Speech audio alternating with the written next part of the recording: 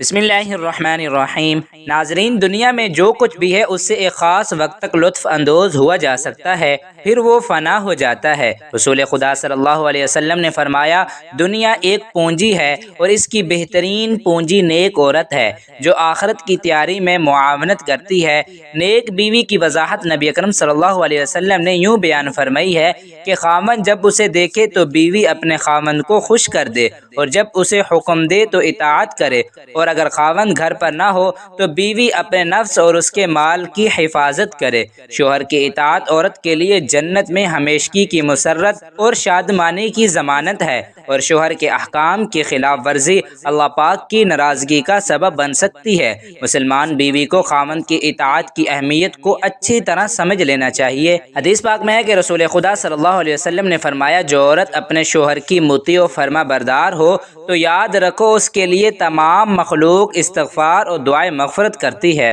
حتیٰ کہ پرندے ہوا میں، مچھلی پانی میں، درندے جنگلوں میں اور فرشتے آسمانوں میں۔ حضرت میمونہ رضی اللہ تعالی عنہ فرماتی ہیں کہ حضور اقدس صلی اللہ علیہ وسلم نے فرمایا، جو عورت اپنے شوہر کی اطاعت اور اس کے حق کو ادا کرے، یعنی نیک باتوں کو قبول کرے، نفس اور مال کی خیانت سے پرہیز کرے۔ نفس کی خیانت سے مراد یعنی اپنی جسم کی حفاظت، تو ایسی عورت کا جنت میں شہیدوں سے ایک درجہ کم ہوگا۔ اگر شوہر بھی اس کا مومن اور بہتر اخلاق والا ہو تو یہ عورت اسے ملے گی، ورنہ ایسی عورت کی شادی اللہ تعالی شہیدوں سے کر دے گا۔ ایک مرتبہ حضرت اسماء بنت یزید رضی اللہ تعالی عنہ نبی اکرم صلی اللہ علیہ وسلم کی خدمت میں حاضر ہوئیں اور کہنے لگیں، یا رسول اللہ صلی اللہ علیہ وسلم، میں بہت سی عورتوں کی نمائندہ بن کر آپ کی بارگاہ میں آئی ہوں۔ اللہ پاک نے آپ کو مردوں اور عورتوں دونوں کی طرف رسول بنا کر بھیجا ہے، چنانچہ ہم عورتیں آپ پر ایمان لیں اور آپ کی پیروی کا عہد کر لیا ہے۔ معاملہ یہ ہے کہ ہم عورتیں پردہ نشین ہو کر گھروں میں رہتی ہیں،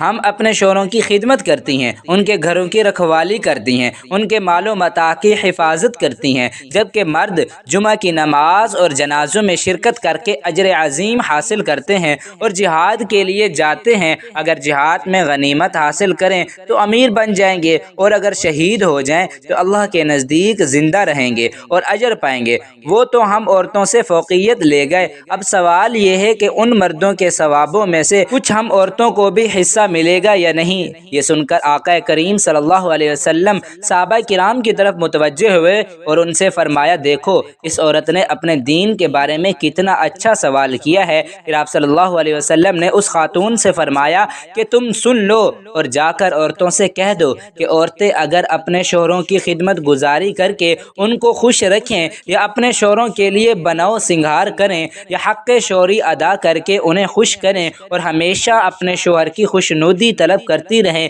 اور ان کی فرما برداری کرتی رہیں، تو مردوں کے اعمال کے برابر عورتوں کو بھی ثواب ملے گا۔ یہ سن کر وہ خاتون بہت زیادہ خوش ہوئی۔ حضرت اسماء بنت ابی بکر، حضرت ابوبکر صدیق رضی اللہ تعالی عنہ کی بیٹی اور عبداللہ ابن زبیر کی والدہ، صحیح بخاری میں ان کی طرز زندگی خود ان کی زبانی تفصیل سے بیان کی گئی ہے، جس میں وہ فرماتی ہیں کہ جب میرا نکاح حضرت زبیر رضی اللہ تعالی عنہ سے ہوا تو حضور اقدس صلی اللہ علیہ وسلم نے مدینہ میں حضرت زبیر کو کچھ زمین دے دی تھی جو 2 میل کے فاصلے پر تھی۔ میں وہاں سے سر پر کھجور کی گٹھلیاں لایا کرتی تھی۔ ایک مرتبہ اسی طرح آ رہی تھی کہ راستے میں حضور اقدس صلی اللہ علیہ وسلم مل گئے، اونٹ پر تشریف لا رہے تھے اور انصار کی ایک جماعت ساتھ تھی۔ مجھے دیکھ کر اونٹ ٹھہرایا اور اس پر بیٹھنے کا اشارہ کیا تاکہ میں سوار ہو جاؤں۔ مجھے مردوں کے ساتھ جاتے ہوئے شرم آئی اور یہ بھی خیال کیا کہ زبیر بہت غیرت مند ہیں، ان کو بھی ناگوار گزرے گا، تو حضور پاک صلی اللہ علیہ وسلم میرے انداز سے سمجھ گئے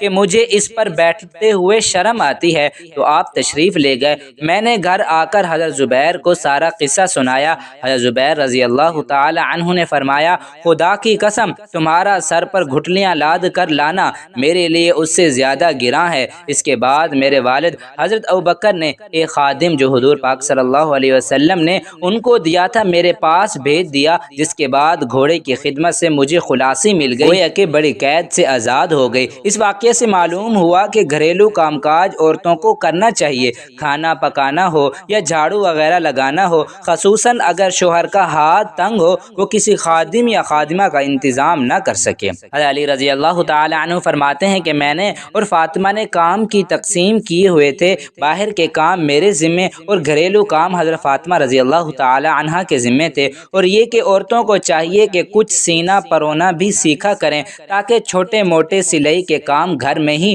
نمٹا لیا کریں، جیسا کہ حضرت اسماء رضی اللہ تعالی عنہا ڈول کی رسی خود ہی سی لیا کرتی تھی۔ اس میں گھر کا بہت سا خرچہ بھی بچ جائے گا اور دوسروں کی طرف احتیاجی بھی نہ ہوگی۔ حضرت عبداللہ ابن مسعود رضی اللہ تعالی عنہ کا کوئی ذریعہ معاش نہ تھا، ان کی زوجہ حضرت زینب بنت ابی معاویہ دستکاری کا کام کرتی تھیں، اس لیے اپنے شوہر اور اولاد کی خود کفالت کرتی تھیں۔ ایک دن اپنے شوہر سے کہنے لگی کہ تم نے اور تمہاری اولاد نے مجھ کو صدقہ اور خیرات سے روک دیا ہے، کیونکہ میں جو کچھ کماتی ہوں تم کو کھلا دیتی ہوں، بھلا اس میں میرا کیا فائدہ ہے؟ حضرت عبداللہ ابن مسعود رضی اللہ تعالی عنہما نے جواب دیا کہ تم اپنے فائدے کی صورت نکال لو، مجھ کو تمہارا کوئی نقصان منظور نہیں۔ تو حضرت زینب جناب رسول اللہ صلی اللہ علیہ وسلم کی خدمت میں آئیں اور عرض کیا کہ میں دستکاری کا کام کرتی ہوں، اس سے جو کچھ حاصل ہوتا ہے وہ شوہر اور بال بچوں پر خرچ ہو جاتا ہے، کیونکہ میرے شوہر کا کوئی ذریعہ معاش نہیں، اس بنا پر میں محتاجوں کو صدقہ اور خیرات نہیں دے سکتی، اس حالت میں کیا مجھ کو ثواب ملتا ہے کہ نہیں؟ حضور پاک صلی اللہ علیہ وسلم نے فرمایا ہاں، تم کو اس کا اجر ملتا ہے اور تم کو ان کی خبر گیری کرنا چاہیے۔ مذکورہ بالا واقعہ سے یہ معلوم ہوتا ہے کہ عورتوں کو چاہیے کہ وہ اپنے شوہر کی خدمت کے ساتھ ساتھ بوقت ضرورت اپنا مال بھی شوہر پر خرچ کرے، بالخصوص اس وقت جب کہ شوہر نادار اور بیوی مالدار ہو، اس لیے کہ شوہر کے بیوی پر بہت سارے حقوق ہیں، جیسا کہ حضرت عائشہ صدیقہ رضی اللہ تعالی عنہا فرماتی ہیں کہ اے عورتوں کی جماعت، اگر تم اپنے شوہروں کے حقوق کو جان لو تو تم ان کے قدموں کے گرد و غبار کو اپنے رخساروں سے صاف کرو گی۔ تو جس کے اس قدر حقوق ہوں تو اس پر مال خرچ کرنے میں ذرا بھی تعمل نہیں ہونا چاہیے۔ اللہ پاک سے دعا ہے کہ اللہ پاک ہمیں ان باتوں پر عمل کرنے کی توفیق عطا فرمائے، آمین ثم آمین۔